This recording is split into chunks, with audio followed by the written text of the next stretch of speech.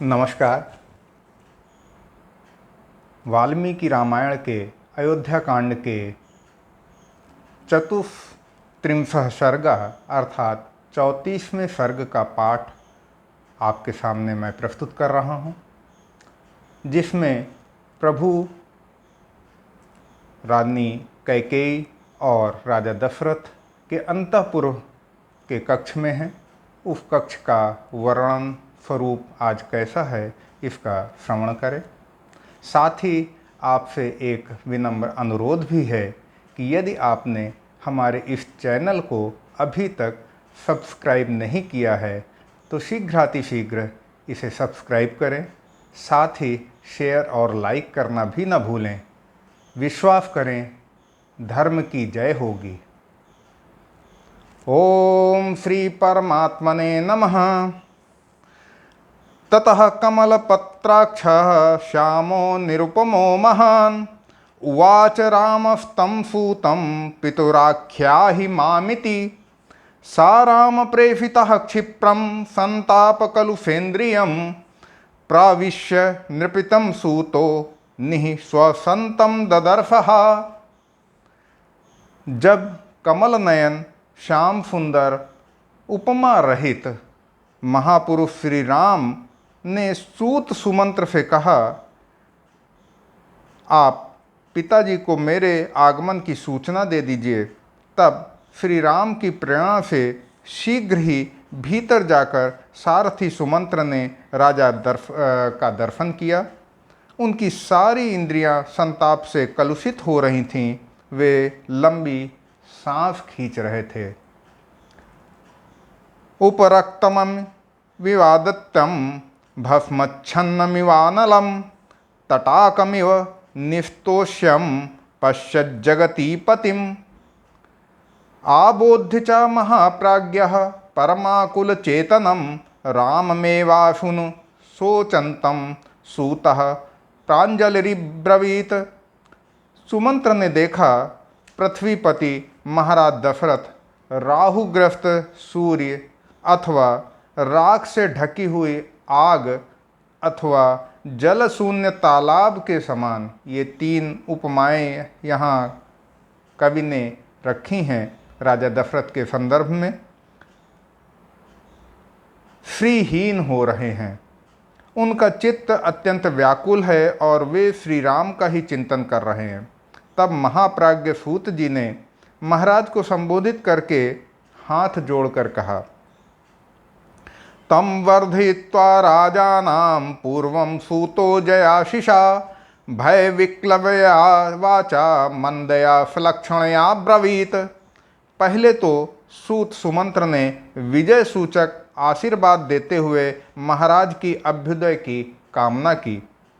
फिर भय से व्याकुल मंद मधुर वाणी द्वारा यह बात कही, अयं सा पुरुष व्याघ्रो द्वारि तिष्ठति ते सुतः ब्राह्मणेभ्यो धनं दत्त्वा सर्वं चैवोपजीविनां। सा त्वां पश्यतु भद्रं ते रामः सत्यपराक्रमः सर्वान् सुहृद आपृच्छ त्वां हि दानीं दिदृक्षते गमिष्यति महारण्यं तं पश्य जगतीपते। वृत्तं राजगुणैः सर्वैरादित्यामिव रश्मिभिः। हे पृथ्वीनाथ, आपके पुत्र ये सत्य पराक्रमी पुरुष सिंह श्री राम ब्राह्मणों तथा आश्रित सेवकों को अपना सारा धन देकर द्वार पर खड़े हैं। आपका कल्याण हो। ये अपने सब सुहृदों से मिलकर उनसे विदा लेकर इस समय आपका दर्शन करना चाहते हैं। आज्ञा हो तो यहाँ आकर आपका दर्शन करें। राजन, अब ये विशाल वन में चले जाएंगे, अतः किरणों से युक्त सूर्य की भांति समस्त राजोचित गुण से संपन्न इन श्री राम को आप भी जी भर कर देख लीजिए। सा सत्यवाक्यो धर्मात्मा गांभीर्यात् सागरोपमाः आकाश इव निष्पंको नरेंद्र प्रत्युवाच तम्। यह सुनकर समुद्र के समान गंभीर तथा आकाश की भांति निर्मल सत्यवादी धर्मात्मा महाराज दशरथ ने उन्हें उत्तर दिया, सुमंत्रानय मेदारान ये केचिदिह मामकाः दारहि परिवृतः सर्वैर द्रष्टुमिच्छामि राघवम। हे सुमंत्र, यहाँ जो कोई भी मेरी स्त्रियां हैं उन सबको बुलाओ, उन सब के साथ मैं श्री राम को देखना चाहता हूँ।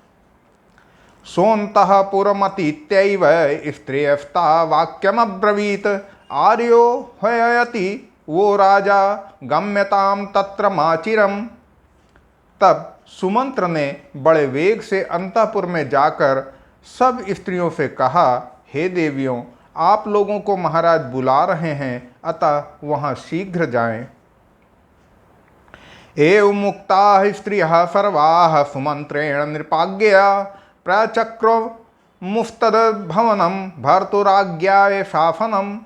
राजा की आज्ञा से सुमंत्र के ऐसा कहने पर वे सब रानियां स्वामी का आदेश समझकर उस भवन की ओर चलीं। अर्धसप्तशतास्तत्र प्रमदास्ताम्रलोचनाः कौशल्यां परिवार्यार्थ शनैर जगमुर्धृतव्रताः। कुछ कुछ लाल नेत्रों वाली 350 पतिव्रता युवती स्त्रियां महारानी कौशल्या को सब ओर से घेर कर धीरे धीरे उस भवन में गईं। रात्रि का लंबा चरण बीत चुका है इस दुखद अवसर का, तो निश्चित है वे सारी रानियां, वे सारी स्त्रियां विलाप कर रही हैं। प्रत्यक्ष है कि उनकी आंखें लाल तो होंगी ही। आगतेषु च दारेषु संवेक्ष महीपतिः उवाच राजा तम सूतम सुमंत्रानय मे सुतम। उन सबके आ जाने पर उन्हें देखकर पृथ्वीपति राजा दशरथ ने सूत जी से कहा, हे सुमंत्र, अब मेरे पुत्र को ले आओ। सा सूतो राममादाय लक्ष्मणं मैथिलीं तथा जगामाभिमुखस्तूर्णं सकाशं जगतीपतेः।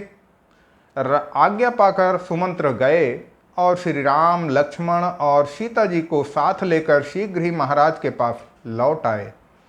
सा राजा पुत्र मायांतम दृष्ट्वा चारात कृतांजलिम उत्पपातासनात् तूर्णम आर्तः स्त्री जन संवृतः। महाराज दूर से ही अपने पुत्र को हाथ जोड़कर आते देख सहसा अपने आसन से उठ खड़े हुए। उस समय स्त्रियों से घिरे हुए वे नरेश शोक से आर्त हो रहे थे।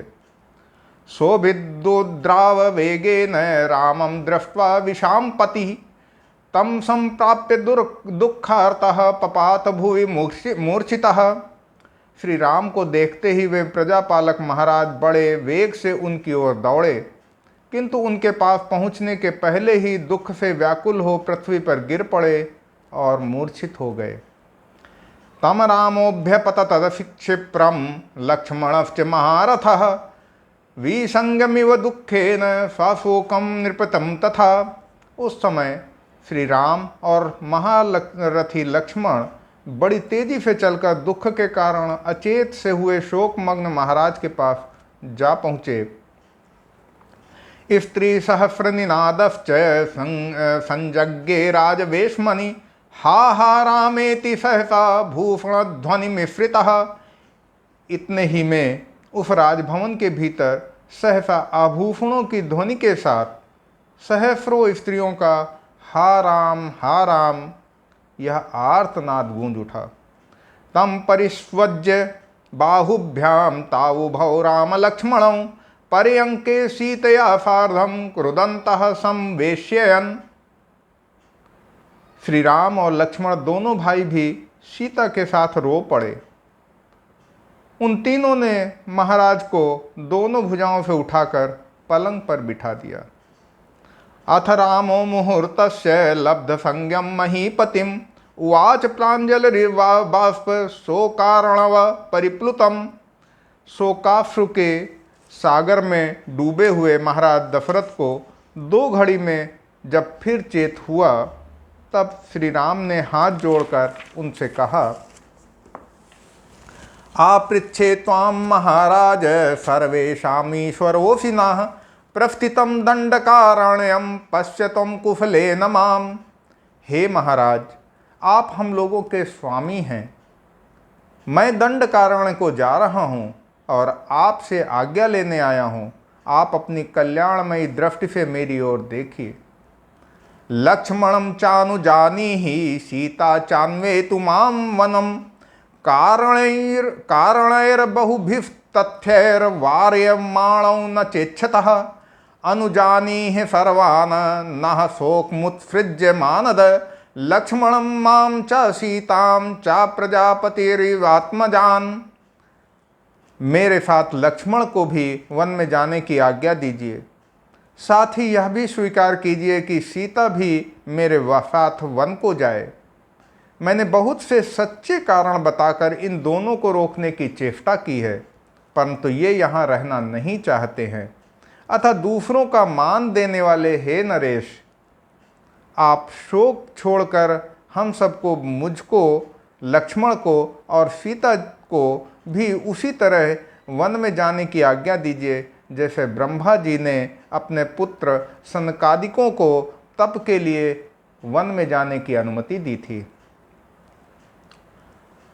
प्रतीक्षमाणमव्यग्रमनुज्ञां जगतीपतेः उवाच राजा संप्रेक्ष्य वनवासाय राघवम्। इस प्रकार शांत भाव से वनवास के लिए राजा की आज्ञा की प्रतीक्षा करते हुए श्री रामचंद्र जी की ओर देखकर महाराज ने उनसे कहा, अहम राघव कैकेय्या वरदानेन मोहिताः अयोध्यायां त्वमेवाद्य भव राजा निगृह माम। हे रघुनंदन, मैं कैकेयी को दिए हुए वर के कारण मोह में पड़ गया हूँ। तुम मुझे कैद करके स्वयं ही अब अयोध्या के राजा बन जाओ। ऐसा महाराज दशरथ कह रहे हैं अपने पुत्र से। एव मुक्तो नृपतिना रामो धर्मभृतां वरः प्रत्युवाचांजलिं कृत्वा पितरं वाक्य कोविदः। महाराज के ऐसा कहने पर बातचीत करने में कुशल धर्मात्माओं में श्रेष्ठ श्री राम ने दोनों हाथ जोड़कर पिता को इस प्रकार से उत्तर दिया, भवान वर्ष सहस्राय पृथिव्या नृपते पतिः अहम त्वरणे वत्स्यामि नामे राज्यस्य कांक्षितः। हे महाराज, आप सहस्रों वर्षों तक इस पृथ्वी के अधिपति बने रहें। मैं तो वन में ही निवास करूंगा, मुझे राज्य लेने की इच्छा नहीं है। 9 च वर्षाणि वनवासे व्रीहत्यते पुनः पादौ गृहीष्यामि प्रतिज्ञान्ते नराधिपः। हे नरेश्वर, 14 वर्षों तक वन में घूम फिर आपकी प्रतिज्ञा पूरी कर लेने के पश्चात मैं पुनः आपके युगल चरणों में मस्तक नवाऊंगा।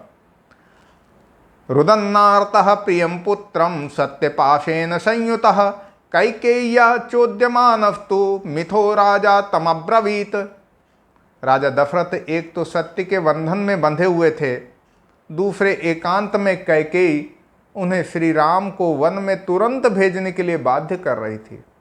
इस अवस्था में वे आर्त भाव से रोते हुए वहां अपने प्रिय पुत्र श्री राम से बोले, श्रेयसे वृद्धे तात पुनरागमनाय च गच्छ स्वारिष्टमवग्रह पंथानमकुतो भयम। हे तात, तुम कल्याण के लिए, वृद्धि के लिए और फिर लौट आने के लिए शांत भाव से जाओ। तुम्हारा मार्ग विघ्न बाधाओं से रहित और निर्भय हो। ना ही सत्यात्मनस्तात धर्माभिमनस्तव सन्निवर्तयितुं बुद्धि शक्यते रघुनंदन।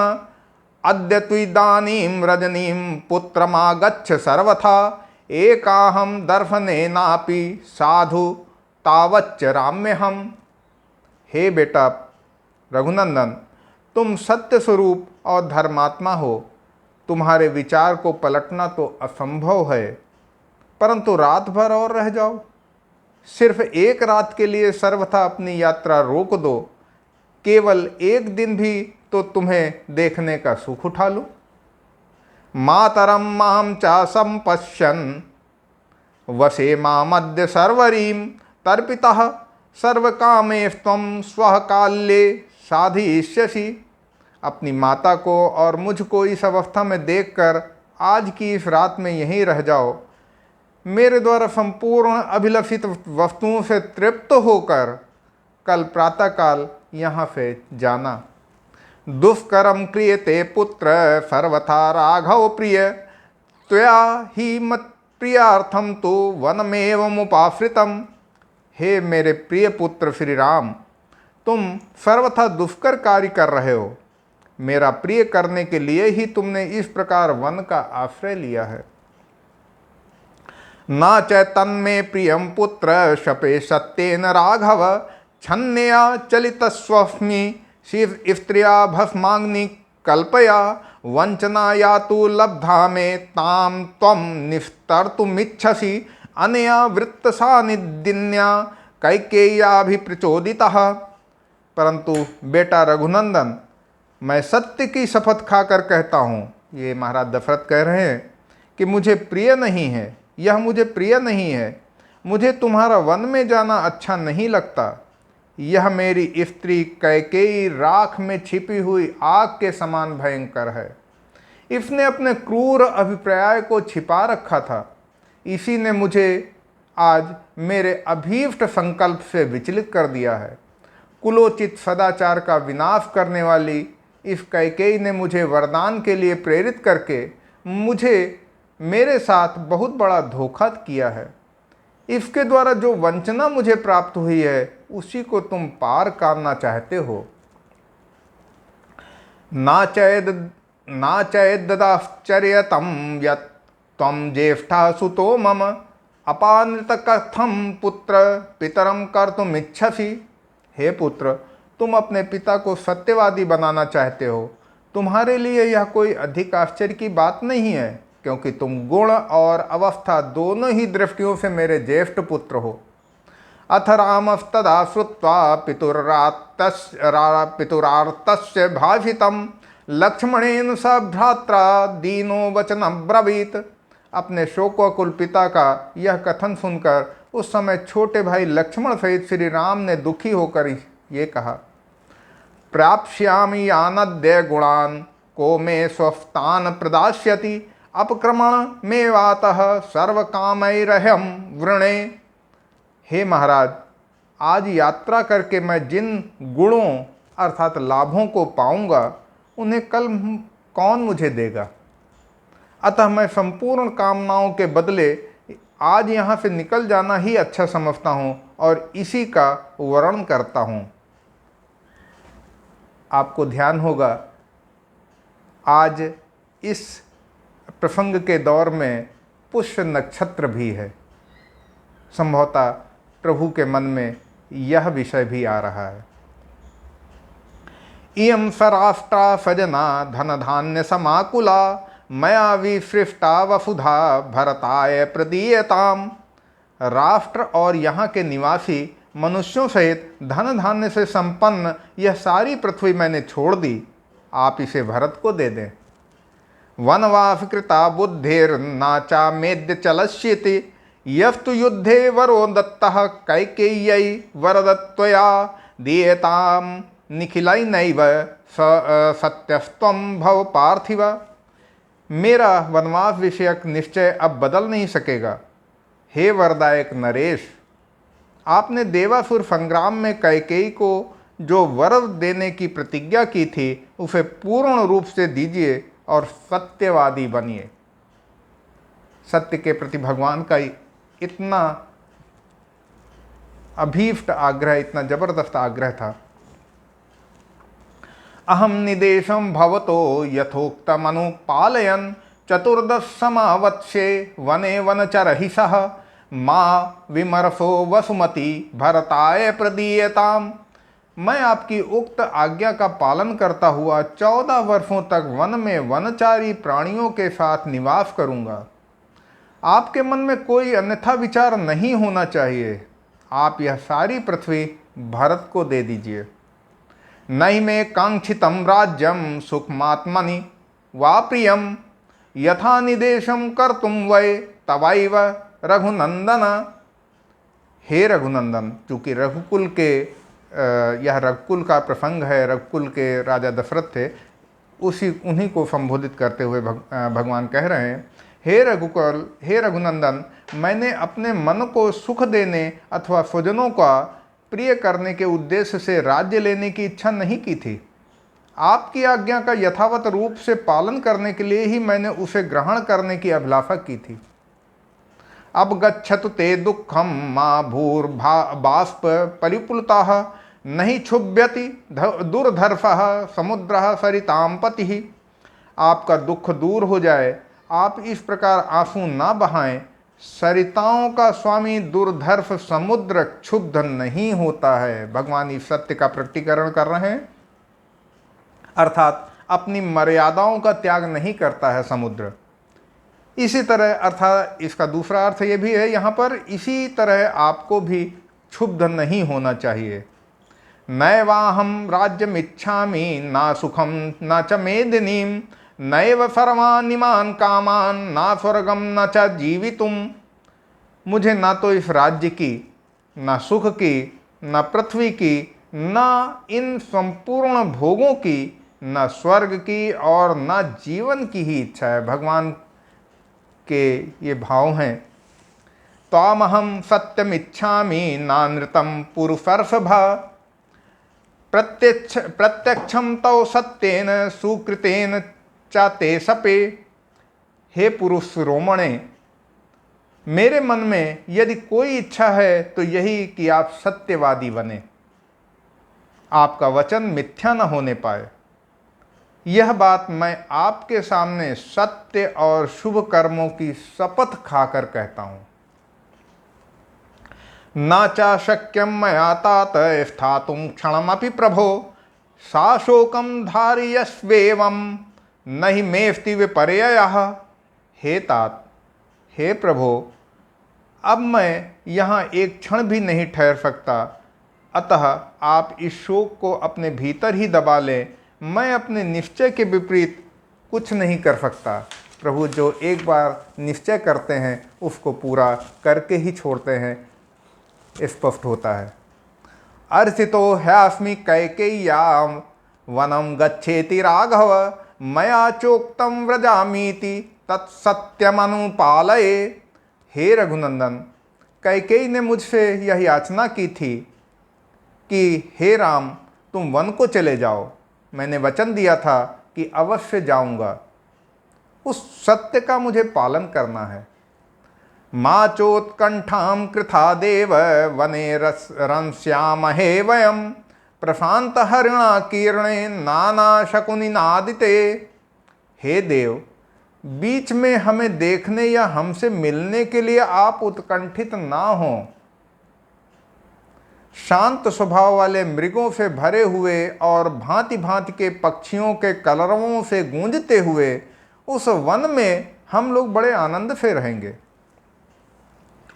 पिता ही दैवतम तात देवतानामपि स्मृतम तस्माद् दैवतमित्येव करिष्याम पितुर्वचः। पिता के प्रति भगवान के मन में क्या भाव है, और शास्त्र वचन भी ऐसा ही है, उसका उल्लेख प्रभु ने यहाँ किया है। श्रवण करें, गंभीर है और विचार तुल्य है। भगवान कहते हैं, हे तात, पिता देवताओं के भी देवता माने जाते हैं, अतः मैं देवता समझकर ही पिता अर्थात आपकी आज्ञा का पालन करूँगा। चतुर्दशसु वर्षेषु गतेषु नृपसत्तमा पुनर्दीक्ष्यसि मां प्राप्तं संतापोऽयं विमुच्यताम्। हे नृपश्रेष्ठ, अब यह संताप छोड़िए। 14 वर्ष बीत जाने पर आप फिर मुझे आया हुआ देखेंगे। पूर्ण विश्वास के साथ प्रभु कह रहे हैं, येन संस्तंभनीयोऽयं सर्वो बाष्पकलो जनाः सा त्वं पुरुष शार्दूल किमर्थं विक्रियां गतः। हे पुरुष सिंह, यहाँ जितने लोग आंसू बहा रहे हैं, इन सबको धैर्य बंधाना आपका कर्तव्य है राजा के नाते। फिर आप स्वयं ही इतने विकल कैसे हो सकते हैं। पुरं च राष्ट्रं च मही च केवला मया विसृष्टा भरताय दीयताम् अहम निदेशम भवतोनुपालयन वनम गमिष्यामि चिराय सेवितुम। यह नगर, यह राज्य और यह सारी पृथ्वी मैंने छोड़ दी। आप यह सब कुछ भरत को दे दीजिए। अब मैं आपके आदेश का पालन करता हुआ दीर्घ काल तक वन में निवास करने के लिए यहाँ से यात्रा पर जा रहा हूँ। मया विसृष्टां भरतो महीमिमां सशैलखण्डां सपुरोपकाननां शिवासु सीमा स्वनुषास्तु केवलं त्वया यदुक्तं नृपते तथास्तु तत्। मेरी छोड़ी हुई पर्वत खंडों, नगरों और उपवनों सहित इस सारी पृथ्वी, सारी अयोध्या का भरत कल्याणकारी मर्यादाओं में स्थित रहकर पालन करें। हे नरेश्वर, आपने जो वचन दिया है वह पूर्ण हो। नामे तथा पार्थिव धीयते मनो महत्सु कामेषु न चात्मनः प्रिये यथा निदेशे तव शिष्ट सम्मते व्यापेतु दुःखम तव मत्कृते नघ। हे पृथ्वीनाथ, हे निष्पाप महाराज, सत्पुरुषों द्वारा अनुमोदित आपकी आज्ञा का पालन करने में मेरा मन जैसा लगता है वैसा बड़े बड़े भोगों में तथा अपने किसी प्रिय पदार्थ में भी नहीं लगता। अतः मेरे लिए आपके मन में जो दुख है वह दूर हो जाना चाहिए। तदद्य नैवा नघराज्यमव्ययं न सर्वकामान् वसुधां न मैथिलीं न चिन्तितं त्वामनृतेन योजयन् वृणीय सत्यं व्रतमस्तु ते तथा। हे निष्पाप नरेश, आज आपको मिथ्यावादी बनाकर मैं अक्षय राज्य, सब प्रकार के भोग, वसुधा का आधिपत्य, मिथिलेश कुमारी सीता तथा अन्य किसी अभिलिखित पदार्थ को भी स्वीकार नहीं कर सकता। मेरी एकमात्र इच्छा यही है कि आपकी प्रतिज्ञा सत्य हो। फलानि मूलानि च भक्षयन् वने गिरीं च पश्यन् सरितः सरांसि च वनं प्रविश्यैव विचित्रपादपं सुखी भविष्यामि तवास्तु निर्वृतिः। मैं विचित्र वृक्षों से युक्त वन में प्रवेश करके फल मूल का भोजन करता हुआ वहाँ के पर्वतों, नदियों और सरोवरों को देख देख कर सुखी होऊंगा। इसलिए आप अपने मन को शांत कीजिए। एवं स राजा व्यसनाभिपन्नस्तापेन दुःखेन च पीड्यमानः आलिंग्य पुत्रं सुविनष्ट संज्ञो भूमिं गतो नैव चिचेष्ट किंचित। श्री राम के ऐसा कहने पर पुत्र विछोह के संकट में पड़े हुए राजा दशरथ ने दुख और संताप से पीड़ित हो उन्हें छाती से लगा लिया और फिर अचेत होकर वे पृथ्वी पर गिर पड़े। उस समय उनका शरीर जड़ की भांति कुछ भी चेष्टा न कर सका। देव्यः समस्तारुरुदुः समेतास्तां वर्जयित्वा नरदेव पत्नीं रुदन् सुमन्त्रोऽपि जगाम मूर्छां हाहा कृतं तत्र बभूव सर्वम्। यह देख राजरानी कैकेयी को छोड़कर वहां एकत्र हुई अन्य सभी रानियां रो पड़ी। सुमंत्र भी रोते रोते मूर्छित हो गए तथा वहां सब ओर हाहाकार मच गया।